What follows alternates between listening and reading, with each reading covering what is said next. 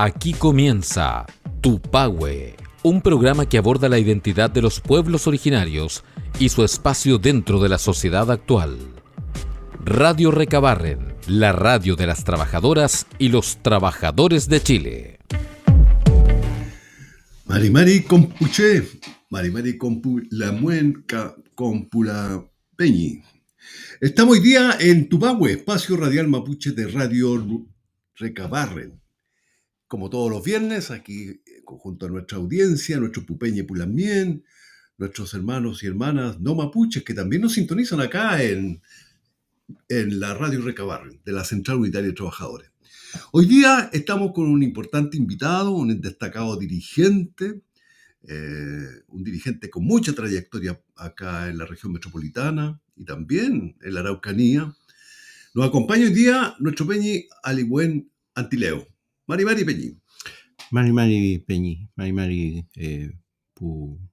Pulamuen, Peñi, Mari Compuche. Agradecerle la invitación, Peñi Arturo, y contento de estar acá una vez más en la radio de los trabajadores. Agradecido de su buena disposición. Sabemos que los tiempos a veces tenemos que robarle tiempo a nuestros trabajos, pero nos interesaba conversar con usted primero porque estamos en la guarría, muy expectante de una comisión, de la entrega de un informe de la comisión y también de lo que el presidente Boric anunció a fines del mes de mayo, ¿cierto? La entrega del informe y, en cierta forma, regulando un mandato presidencial que justamente esta comisión integrada por 8 personas, 8 importantes personajes de la política nuestra, ahí está nuestra Lamien Nullao, Emilia, nuestro Peñi Buenchumilla, un saludo para ellos de acá de Tupahue, y a partir del decreto 14 que el 21 de junio del año 2023, ¿cierto?, se mandata a esta comisión para proponer un nuevo diálogo y que tiene como fundamento principal la paz y el entendimiento. 2 años de trabajo que concluyeron justamente con la entrega de ese informe al presidente, donde participaron 5.000 personas, 63 sesiones oficiales, 150 audiencias, 11 diálogos interculturales, 58 encuentros autoconvocados en las 3 comunas, en las 3 regiones, donde son justamente las regiones que tuvieron el contacto con esta comisión, y 177 encuentros territoriales. Afecta las proposiciones de esta comisión a 3 regiones, la Araucanía, los ríos y los lagos, con mucha falta de información. Incluso hoy día en la Araucanía desconocemos cómo va a ser el proceso de consulta que se inicia en agosto. Por eso tenemos aquí el privilegio de tener a nuestro Peñi Aligüen, quien además de estar justamente en nuestras temáticas mapuche, también saludarlo porque también fue un extraordinario representante nuestro como ex constituyente en la segunda etapa del proceso constitucional. Bienvenido, Aligüen. Bien, gracias Peñi. Mire, sobre este proceso propiamente tal, precisar una cosa, que el foco de la comisión y de las propuestas está en 4 regiones: Biobío, la Araucanía, los ríos y los lagos. ¿Ya? En atención a cuál es el criterio que se adoptó respecto de estas regiones, y es que el conflicto territorial, que es el que ha marcado en las últimas décadas en una relación entre el Estado de Chile, empresas privadas y comunidades mapuche, está principalmente circunscrito a esas 4 regiones, por una parte. ¿Ya? El conflicto territorial, por así decirlo, la demanda territorial de una parte de nuestras comunidades está ahí. Ahora, eso por una parte. En segundo lugar, los mayores hechos de violencia registrados desde el año 98, 97, 98 en adelante, se circunscriben también en estas 4 regiones y principalmente en la Araucanía y Biobío. Segundo aspecto que se tuvo en consideración para la focalización del trabajo de esta comisión. Y en tercer lugar, que a mi juicio es un aspecto que al menos no teníamos cuantificado y que permitió cuantificar la demanda territorial, es que del actual mecanismo de compra de tierras que hay a través de la ley indígena y a través de la CONADI, mediante el decreto 20B, que consiste básicamente en que el Estado adquiere tierras y las transfiere posteriormente, transfiere el dominio a comunidades que han solicitado esta transferencia o esta adquisición con un criterio de reparación porque tenían títulos de merced o tenían otro tipo de títulos y habían sido despojados anteriormente. El 99,56% de estos predios adquiridos en los últimos 20 años se sitúan en estas 4 regiones. O sea, estamos hablando de que fuera de estas regiones, menos del 0,5% se sitúan fuera de esas 4 regiones. Entonces, estos 3 grandes criterios que acabamos de mencionar fueron, a mi juicio, los que se tuvieron en cuenta para focalizarlos ahí. ¿Por qué digo es lo que creo? Porque, como usted bien lo señalaba, esta comisión, compuesta por 8 integrantes, acompañada de una comisión técnica también de apoyo, funcionó de manera reservada. Ni usted, ni yo, ni la opinión pública se enteraba del debate. ¿Se fija? Esa es una particularidad respecto de otras comisiones que ya han existido. Esta tenía un método y que era que no sabíamos lo que ellos discutían, no sabíamos el estado de avance. Era un poco como el todo o nada, por eso es que hasta último momento no sabíamos si iba a haber al final un informe definitivo. Entonces, por eso es que nos estamos enterando, como usted dice, conocemos poco, hay escasa información. Y yo creo que se debe a ese diseño metodológico de que era reservado. Entonces, de repente había algún trascendido el último mes de que no había acuerdo de algunos consejeros, creo que se llamaban, o comisionados, perdón. Comisionados, pero nos enteramos 30 días antes o 40 días antes, en circunstancias que, como usted lo señala, llevaba a lo menos 1 año, 8 meses funcionando. Ese es un diseño de comisión que produjo este efecto. Y el otro diseño, que también a mi juicio puede ser discutible o no, es que la propia comisión se fijó como criterio el que tenía que haber unanimidad, o sea, todos tenían que estar de acuerdo en todos los puntos. Y eso significó, por lo tanto, de que se tuvieron que rebajar, a mi juicio, con esa modalidad, se tienen que rebajar las reivindicaciones y los enfoques. ¿Por qué digo eso? Por ejemplo, si nuestros hermanos, y yo digo esto por ejemplo porque no me consta, yo no formé parte, ni usted tampoco, de la comisión, por lo tanto son conclusiones que nosotros sacamos, pero que no tienen cómo sustentarse técnicamente. Por ejemplo, todas las comisiones anteriores, y en general todas las comisiones, tienen actas. Y por lo tanto, si usted formaba parte de la comisión, usted, hermano Ocona, nosotros sabíamos cuál era su propuesta y cuál era su votación, ¿ya? Porque hay actas. En todas las otras comisiones y en el proceso constituyente igual. No solamente actas, también hay grabaciones de audio y en algunos audio visual. Bueno, en este caso no conocemos las actas tampoco. Entonces, por ejemplo, le pongo un ejemplo práctico. Ni siquiera las actas, también las audiencias que también están, los hermanos que participaron. ¿Se fija?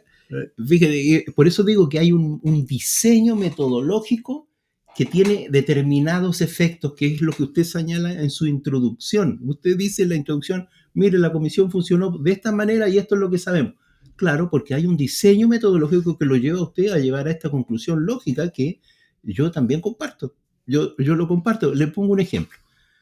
Si, por ejemplo, la hermana Nuyado o el Peñi Millabur o el Peñi Huenchumilla hubiesen planteado como causa eh, de por qué hay una demanda territorial y por qué nuestra gente o comunidades legítimamente enarbolan esto con un criterio de reparación, teniendo en cuenta, por ejemplo, que nuestro pueblo era objeto de, o fue objeto de genocidio. Ese es, ese es un diagnóstico o una postura que tienen amplios sectores de nuestra población mapuche. Muchos compartimos ese criterio por hechos objetivos, pero lo compartimos. Hay un sector que tal vez no, pero hay un consenso transversal, yo diría, en eso. Ahora, fíjense que con la metodología que acabamos de plantear, el diseño metodológico para llegar a acuerdos, si la contraparte, porque la contraparte también habían representantes de empresarios, habían representantes de agricultores y habrían también representantes de los sectores políticos que generalmente, por así decirlo, no tienen una mirada favorable a las demandas de nuestro pueblo. Si ellos no estaban de acuerdo con este diagnóstico, no había consenso y por lo tanto no podía haber un acuerdo y por lo tanto no podía introducirse ese punto de vista en una de las recomendaciones. ¿Por qué? Porque era unanimidad. ¿Qué significaba eso? Que todos los ocho tenían que estar de acuerdo. Ese es un criterio autoimpuesto que, a mi juicio, rebajó considerablemente muchos de los puntos que podrían haberse planteado. Por ejemplo, el tema del genocidio. ¿Por qué digo eso? Porque en otras comisiones y en otras instancias internacionales, por ejemplo, para, para plantearlo, por ejemplo, en el caso de las reparaciones que tuvo el pueblo judío después de la Segunda Guerra Mundial, el principal criterio de reparación que tuvieron los integrantes del pueblo judío que efectivamente fueron objeto de genocidio, tanto en Europa como para la creación del Estado de Israel, fue precisamente que ellos habían sido objeto de genocidio y por lo tanto tanto Alemania como la comunidad internacional tenía que atender a eso y reparar el daño causado. Y por eso dijeron, bueno, es tan grave, fue tan grave, y para que no vuelva a producirse eso, le asignamos un estado, un territorio, teniendo el criterio de reparación producto del genocidio. Bueno, en este caso acá no se pudo porque el método indicaba que había que consensuarlo todo. Ahora, dicho eso, para mí el informe ya fue evacuado, por lo tanto el proceso que continúa ahora en adelante es la consulta, como usted lo señaló, que se inicia el 13 de agosto y por lo tanto, si bien hay 21 recomendaciones, las que se van a someter a consulta dicen principalmente relación con el nuevo sistema de tierra. Eso es lo que se va a consultar. No se va a consultar otra cosa. Y eso hay que tenerlo claro. Ahora, el nuevo sistema de tierras es un gran capítulo, es lo prioritario, es lo urgente y a mi juicio es un acierto consultar eso y darle prioridad al tema de la demanda territorial. Haciendo todas estas críticas que estoy planteando y que son críticas a mi juicio, son discutibles, pero creo que uno tiene derecho a plantearlo. Creo que desde el punto de vista político es un acierto que se priorice por la demanda de tierra. ¿Es un acierto en qué sentido? Es que se acumuló una gran demanda. Hay una demanda histórica acumulada que por su diseño institucional, el Estado no cuenta con las facultades ni con la espalda político, institucional y financiero para atender esta demanda de nuestro pueblo. Ahora, yo creo que muchas veces lo dijimos esto, ¿ya? Y sobre todo las comunidades lo decían por la demora, ¿ya? El hecho de que una comunidad ingresara una demanda de tierra para que se le otorgara la aplicabilidad, que es básicamente que la CONADI estableciera que sí tenía derecho a que fuera reparado o restituido de sus tierras usurpadas una comunidad, el promedio de espera podía llegar hasta los 15 años, 20 años. y por lo tanto, dado que se acumularon una gran cantidad, el promedio está entre 20 y 25 años, ¿ya? Esas son las que ya fueron aprobadas, 20, 25. Ya. Las que están en espera, que son 1.131, 1.131 solicitudes, indican que de aprobarse esta, y lo más probable es que se aprueben, las 1.131, hagamos cuenta que de las 1.131 se aprueban 1.000. Y es lo que va a pasar, se va a aprobar en los próximos años esa. Tendrían que esperar esas 1.000 comunidades entre 80 y 160 años.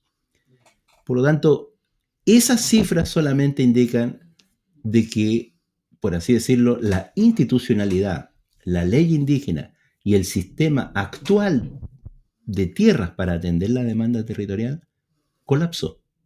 Y está al origen o es parte importante del conflicto territorial. Y por lo tanto, si el Estado quiere generar una nueva institucionalidad y generar una nueva instancia, por así decirlo, o una nueva relación, que es uno de los mandatos de la comisión, tiene que modificar el sistema de tierra. Y eso es lo que permitió, a mi juicio, acertadamente estas recomendaciones, ¿ya? Haciendo todas las críticas que acabamos de hacer, que son críticas políticas, metodológicas, si se quiere. Creo que es valorable lo que se hizo porque cuantificó. Yo, por ejemplo, nosotros, porque no conocemos, hay que tener una cantidad de información que solamente maneja el Estado. ¿Cuántas solicitudes hay? ¿Qué cantidad de tierras hay? ¿Qué recursos hay? ¿Qué recursos maneja con ellos? Son cuestiones que nosotros, usted, yo, personas como cualquiera, nosotros somos personas, por así decirlo, ciudadanos de a pie, donde no tenemos acceso a esa información.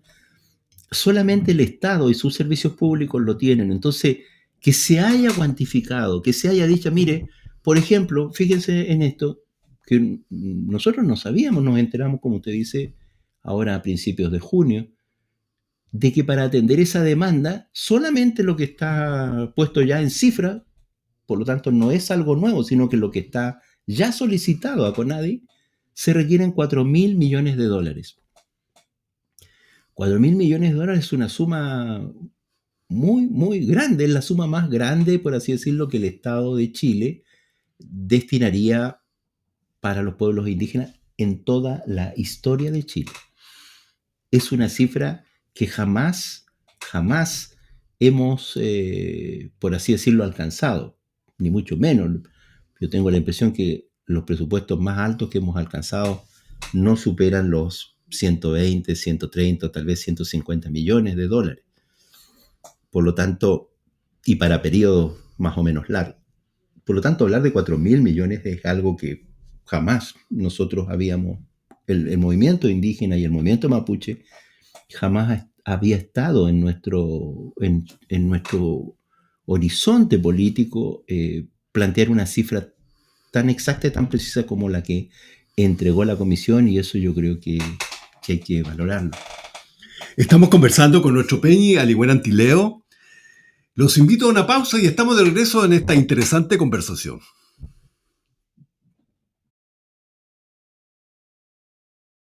Gracias. Estamos de regreso en Tupahue, espacio radial mapuche de Radio Recabarren. Estábamos conversando con nuestro Peñi Aligüen y creo que es también interesante agregar la pretensión que tuvo esta comisión en trabajar algunos ejes, o sea, 4 ejes o 5 ejes.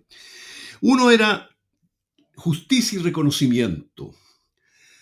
El segundo punto era reparación integral a todas las víctimas. El tercer eje de este compromiso de la comisión era tierra y territorio, que muy bien lo graficó nuestro Peñi en este nuevo sistema de tierra que va a afectar una ley indígena, que en cierta forma también podemos garantizar, los que hemos estado en algunos chagunes en las distintas regiones, va al fracaso. Porque modificar una ley respecto a un nuevo sistema de tierra afecta a una ley. Y lo peligroso de esa ley es que en esa ley hay 9 o 10 o no sé cuántos pueblos ya están reconocidos en esa ley. Por lo tanto, el efecto que va a tener no puede ser parcial a esas 4 regiones, porque además quedó fuera Malleco, no está integrado Malleco ahí. Entonces uno dice, ¿qué están diciendo nuestros peñas de Malleco? ¿Qué están diciendo nuestros hermanos Aymara? Todos los pueblos indígenas que quedaron fuera de una proposición que se entregó a última hora en la agonía de un gobierno y la continuidad de esos compromisos a futuro. Entonces, Peñi, Aliwen, tenemos la siguiente pregunta. Desarrollamos quizás tierra y territorio, pero después viene el desarrollo territorial que tiene que ver las inversiones que están ligadas a los compromisos del desarrollo territorial vinculado a las forestales principalmente. Y el último punto, la institucionalidad. Algo que incluso como Guarriacho hoy día, siendo el 70% de la población mapuche, en las grandes ciudades, estamos hablando Punta Arenas, Concepción, Valparaíso, Santiago, incluso en el norte de Chile tenemos mucho mapuche. ¿Cómo podemos en esa institucionalidad hoy día decir, también estamos presentes los mapuches de acá, que no estamos considerados? ¿Cómo considera ese proceso de esa propuesta de una comisión mandatada por un gobierno y que si tiene o no tiene los elementos de que si es vinculante o no vinculante? O sea, nuevamente empezamos a comentar si es vinculante o no vinculante, porque ahí estamos entrando, incluso cuando hablamos del convenio 169, también decimos lo que cada uno de los artículos vinculantes, no, son recomendaciones que hace un organismo internacional como la OIT respecto al convenio 169. Acá esta comisión hace recomendaciones. ¿Qué podemos señalar a eso, Peña? Sí, a ver, precisar una cosa así. En lo que entiendo de acuerdo al decreto que inicia la consulta es que sí estaría contemplado Malleco. ¿Por qué? Porque señala que la consulta se va a aplicar en la región del Biobío, en la Araucanía, los ríos y los lagos, y por lo tanto Malleco, estando dentro de la Araucanía, por lo tanto también es foco de consulta. Eso es una precisión. Lo que sí usted acierta es que no estaría contemplado para este mecanismo los otros pueblos indígenas. Eso es real, eso es cierto. Y la justificación que aparece en el decreto es el hecho de que no se trata, en eso hay que ser o trato de ser lo más preciso posible, es que el mecanismo que se busca modificar y ampliar, yo hablaría más de ampliar el mecanismo de compra, de adquisición de tierra, mediante el artículo 20b, tiene una especificidad en estas 4 regiones porque, vuelvo a repetirlo, y que era una cifra que no manejábamos públicamente, más del 99%, el 99,56% de las demandas de tierras y de compra de tierras está focalizada en estas 4 regiones. Y por lo tanto, ese fue el criterio que se tuvo en cuenta para la ampliación del 20B, y por lo tanto no es que toda la ley ni todo el sistema, sino que específicamente ahí, y en segundo lugar, teniendo también como criterio de apreciación el hecho de que el conflicto territorial, porque es para lograr la paz que se crea esta Comisión por la Paz y el Entendimiento, estaría en esas 4 regiones principalmente, y no así, por así decirlo, en La Serena, en Coquimbo, en Antofagasta, en Iquique o en Arica. ¿Ya? Entonces, como el conflicto está radicado ahí con un criterio político, social, económico, entonces se plantea focalizarla en estas 4 regiones. Eso es lo que plantea el decreto. Yo estoy haciendo la interpretación esa, ¿ya? Lo demás es parte de un debate político que, insisto, es absolutamente legítimo y necesario. Yo creo que la ciudad tenemos... Por supuesto. Ahora, y sobre todo teniendo en cuenta de que nosotros somos de acá, de Santiago. Entonces, efectivamente, las otras regiones, sobre todo los de ciudad, nos sentimos que hay, y creo que hay una preocupación importante respecto de cómo se van a abordar nuestras temáticas. Entonces, algunas de las recomendaciones que plantea esta comisión y que no van a ser objeto, a lo menos en esta consulta,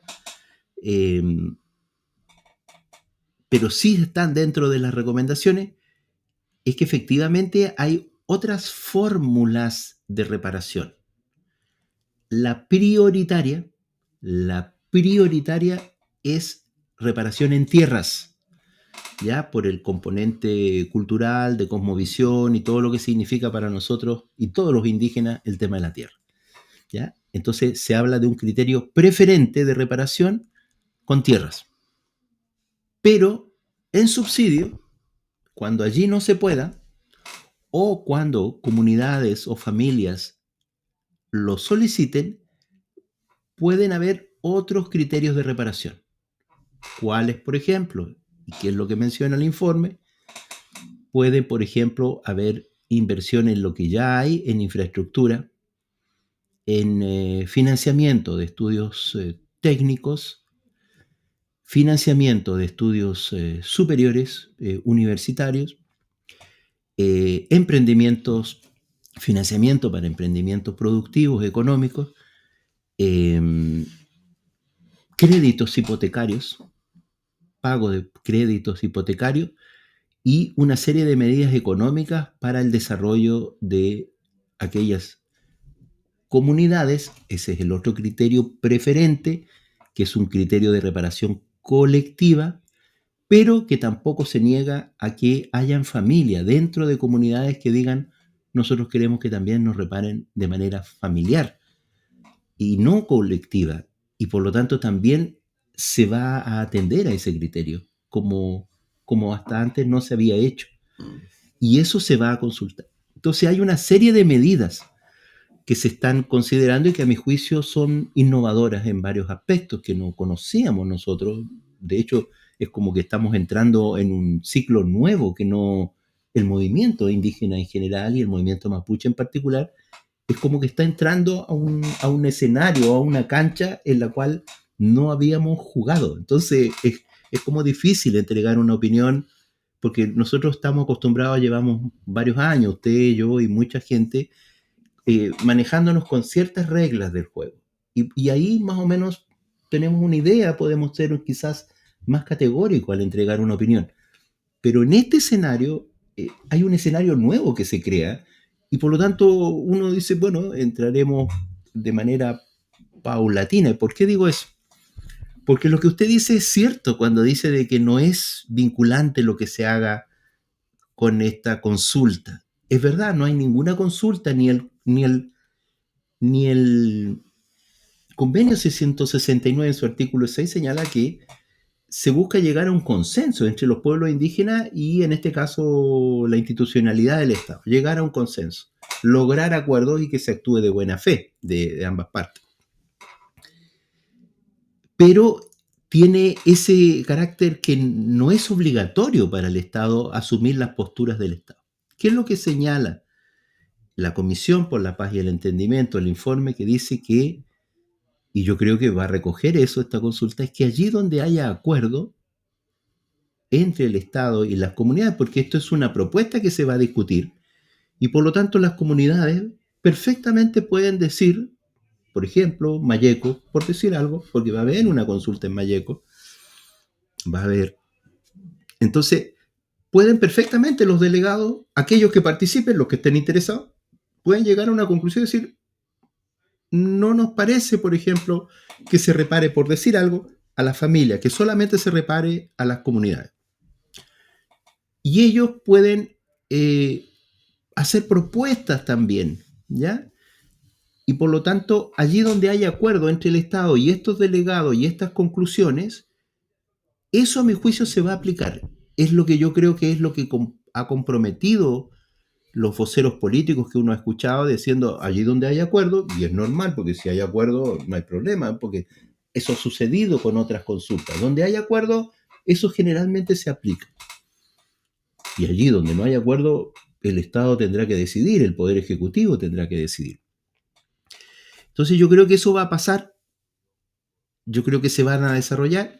Perfectamente, por ejemplo, nosotros podríamos lograr tal vez incidir con los delegados y con los actores de estas 4 regiones, en donde podrían decir, por ejemplo, ellos hacer un voto político diciendo que lo que compromete como criterio de reparación no excluye la posibilidad que a futuro los hermanos mapuche que han sido desplazados muchas veces de manera forzosa de parte de las comunidades, que estaban en comunidades y que de manera forzosa han ido a las grandes ciudades.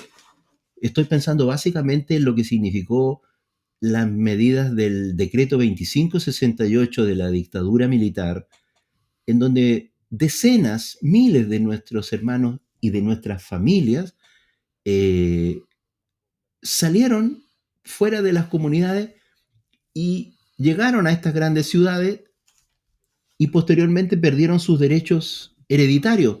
Por lo tanto, no están en condiciones, por ejemplo, de reivindicar derechos porque los perdieron, porque así lo estableció la dictadura. Bueno, ahí hay un criterio, por ejemplo, de fuerza mayor. Nosotros consideramos que así es. Nosotros, cuando digo nosotros. La Plataforma Política Mapuche solicitó una audiencia con la comisión cuando estaba funcionando. Y nosotros hicimos ver lo que acabo de decir. Decir, hay un criterio de fuerza mayor, hubo un desplazamiento y una migración forzada, pero eso no quita que nosotros también podamos opinar y tener derecho también a ser reparados por otras vías. Puede ser que no sea tierra, algunos que dirán tierra, otros decían, por ejemplo, hubieron personas que dijeron, a nosotros nos gustaría retornar a la 8ª, 9ª o 10ª región de donde son oriundos sus familias, originarios. Y decía, pero no tenemos ningún plan ni programa de retorno, como por ejemplo lo tuvieron los cientos de miles de exiliados que hubo en la dictadura, en donde el Estado se hizo cargo de ese hecho social y político y generó planes de ayuda, por ejemplo, de retorno, de ayuda financiera, de pago de becas, una serie de cosas. Hay experiencia del Estado para reparar los que tuvieron que salir fuera, por así decirlo, del territorio. Ya. Entonces, sí, ¿por qué los mapuches, tanto mapuche que hay en la ciudad, no puede haber un programa también de retorno para allá donde el Estado apoye eso? Lo concreto es que nosotros no participamos, ni usted ni yo, solamente pudimos nosotros, por ejemplo, solicitar estas audiencias, hicimos ver, dijimos, mire, aquí también hay una gran demanda, pero por ejemplo, ¿qué pasaría si nuestros hermanos de la 8ª, 9ª o 10ª dijeran, nosotros queremos que lo que afecta esta consulta no significa que se cierra definitivamente la demanda, por ejemplo, para los hermanos de Santiago, Valparaíso, como usted señala, que son del 70, usted dice, por ciento de la población mapuche se encuentra en la ciudad. Bueno, ahí hay un trabajo político que hacer. Sería bueno que nuestros hermanos también consideraran esta situación, sobre todo teniendo en cuenta una cosa, que todas las comunidades prácticamente tienen familiares en las grandes ciudades y en particular en Santiago. Sí. Entonces no hay que olvidarse de eso, que somos parte de un pueblo. Pero como usted lo dice, no es vinculante eso. Y nosotros en este caso no participamos. ¿Ya? La única posibilidad, a mi juicio técnica, es que, por ejemplo, si usted, hermano Arturo Cona, o yo, que soy de la zona de Lumaco, por ejemplo, que solicitara en mi comunidad de origen participar allá y tener que irme para allá para participar de la consulta, lo que tiene aspectos prácticos, laborales y otros difícil de acceder. Pero si no, no vamos a participar de la consulta, ni usted ni yo. Como delegado, quiero decir. A mí me ha tocado participar como delegado, ¿ya? Y hicimos el proceso desde la base, bueno, pasando desde la base, provincia, región y después nacional. Pero ese proceso nosotros técnicamente hoy día no lo podemos hacer. Pero bueno, eso es, como digo, estamos transitando un escenario, a mi juicio, nuevo. Hay cosas que, por ejemplo, la posibilidad de la creación de un fondo financiero que para la compra y adquisición de tierras y para reparar, que objetivamente lo quiero poner en cifras. y lo quiero poner también para ser responsable. Me gustaría a mí mismo verificarlo técnicamente esto, porque es muy importante. Y como no tengo la verificación, tengo que decirlo también. Yo no puedo entregar cifras, por así decirlo, sin ningún tipo de sustento. Y es que yo señalaba al comienzo de la entrevista de que la demora promedio que tienen de 20, 25 años que tienen las comunidades para adquirir o que les sea reparado o restituido un predio o compensado mediante tierras, si se aprueba, y esta es la intención de este gobierno, de que se apruebe este fondo y por lo tanto después tramitarlo como ley, enviarlo como una ley al Parlamento, porque como son fondos tan importantes, tiene que pasar por la ley de presupuesto, y eso lo deciden los parlamentarios, los diputados y los senadores. Si se aprobara esta recomendación, la demora estaría entre 4 y 8 años, lo que disminuye enormemente, o sea, más del 50%, o sea, pasar de 20 años de espera a entre 4 y 8 años yo le puedo asegurar que eso es una cosa que nosotros jamás hemos visto desde que se inició la transición desde el año 90 hasta ahora. Es un hecho, a mi juicio, de carácter histórico. No puedo sino considerarlo un avance, pero enorme, porque claro, uno podrá decir, no es todo lo que queremos, pero decirle a una comunidad que, oiga, usted va a esperar 20, 25 años y decirle después, oiga, usted puede esperar entre 4 y 8 años, pero tenga la seguridad que eso va a generar una expectativa, un estado de ánimo, una posibilidad real de, por así decirlo, de que se atiendan sus expectativas y por lo tanto no genera frustración, no genera molestia, no genera resentimiento y por lo tanto las condiciones para una confrontación, para actuar por vía de hecho, o sea, recuperar tierras por la vía de los hechos, se aleja enormemente. Por lo tanto, el objetivo de conseguir paz y entendimiento se acerca enormemente, cumpliría con el objetivo político y responsablemente, y si usted nos pregunta, nosotros como asociación Plataforma Política Mapuche, de la cual yo formo parte, nosotros apostamos por esa vía. Es lo que nosotros quisiéramos, que nuestras demandas fueran canalizadas institucionalmente, de manera democrática y de manera pacífica. Las situaciones de conflicto se generan principalmente cuando la institucionalidad justamente no da cuenta de las legítimas demandas que tenemos los pueblos, y en este caso el pueblo mapuche en particular. Peñi, admirable su optimismo Sí. y muy buena su visión en cuanto a este informe y el propósito del actual gobierno de la paz y el entendimiento en una zona, comillas, roja.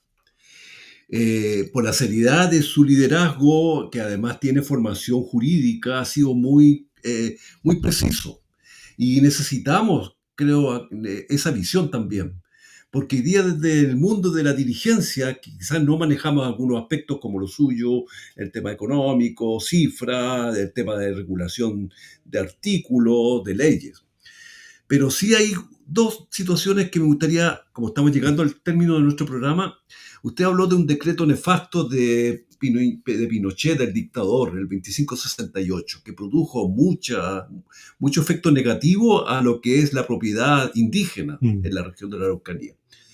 Sin embargo, hoy día, esa comisión, a propósito de la consulta, más allá del 20B, un artículo que nombró usted, está la modificación del artículo 13, que fue un intento que en cierta oportunidad, estamos hablando del tiempo que estaba nuestro Peñi José Yancapán, en el tema que permitía a nuestros Peñi de vender, transar el territorio, parte de su tierra, y parcializarla en menos de 500 metros.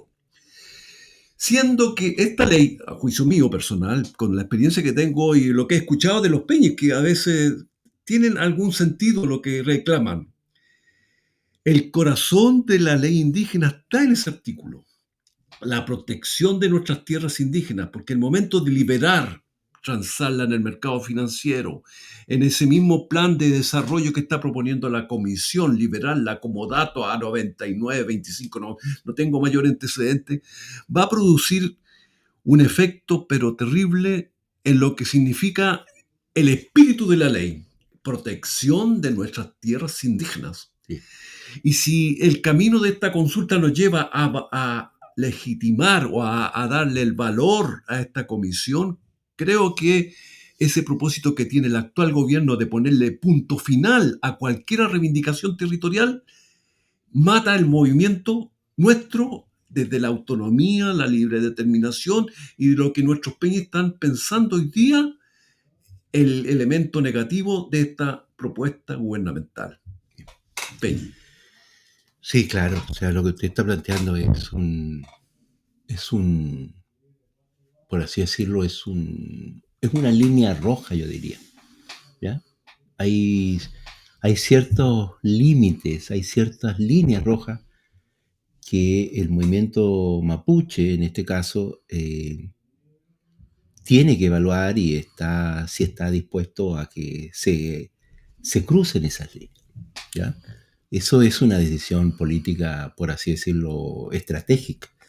En este caso, como usted bien lo señala, está el tema de el corazón de la ley indígena, y yo diría que en todo el mundo y en América Latina, la línea roja es precisamente que no se disminuya las tierras indígenas, ¿ya? Que se han ganado con lucha, con reivindicación histórica. Justamente, esa es la línea roja histórica de todos los pueblos indígenas del mundo y de América Latina en particular. Yo creo que no conozco ninguna organización que plantee esa posibilidad. Nosotros, como plataforma, es nuestra línea roja también. Así que en ese sentido, por así decirlo, no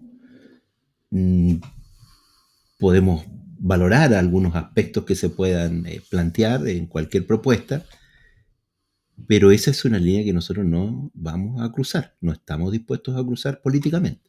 Eso nosotros no lo podemos validar bajo ningún punto o entregar un cheque en blanco por eso que entonces, sería interesante un llamado a nuestros hermanos a tener en consideración lo siguiente. Ahora, lo que señala las recomendaciones que señala el informe, porque la consulta se va a hacer sobre las recomendaciones, pero no es exactamente cada recomendación, sino que algunos temas. Y quiero decir otra cosa también, del punto de vista técnico, que hay que ser muy responsable. Estamos a 18 de julio. Las preguntas que se hacen y los temas que se hacen en la consulta oficial no han sido terminadas a esta fecha. Ojo con eso. Por eso que todavía hay una posibilidad de poder. Por supuesto, no. Esto se entrega el 13 de agosto y si yo supiera las preguntas se las diría, pero no es oficial porque no se han entregado. ¿Se fija? Entonces estamos hablando, por así decirlo, suponiendo alguna cosa. Ahora, sin embargo, dicho eso, hay que ser preciso. Efectivamente, como usted lo señala, el nudo de la ley indígena señala dos requisitos: mantener y proteger las tierras indígenas. Mantener y proteger, criterio 1. Y segundo criterio, procurar la ampliación. La demanda histórica. De las tierras indígenas. Eso es el nudo de la ley indígena, 19.253, como usted lo señala. Y por lo tanto, esto es una ley, ¿ya? Por lo tanto, un decreto que tiene rango inferior a la ley, no puede un decreto modificar los contenidos y el sentido de una ley.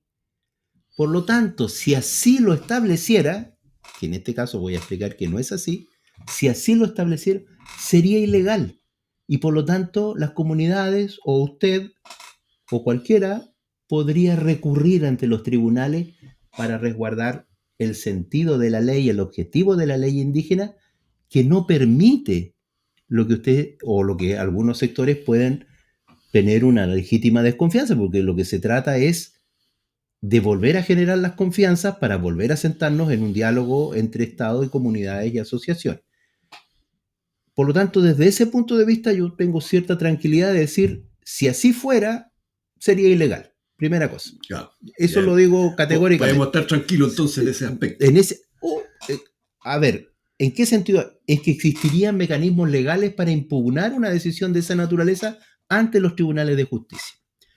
Y yo creo que realmente se ganaría ese enfoque. Ahora, una cosa, precisar.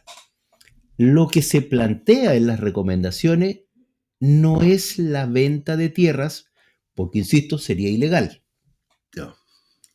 Lo que plantea es un mecanismo de administración o de disposición de las tierras de parte de las comunidades, y que es el siguiente: permitir el arriendo por un máximo de 25 años. Permitir el arriendo por un máximo de 25 años. Y o trabajarlo en mediaría, con medieros, por así decirlo, o a media, como se dice en el campo, ya para decirlo, para que todos lo entendamos. Cuando se dice, yo tengo una parcela de 8 hectáreas, ¿ya?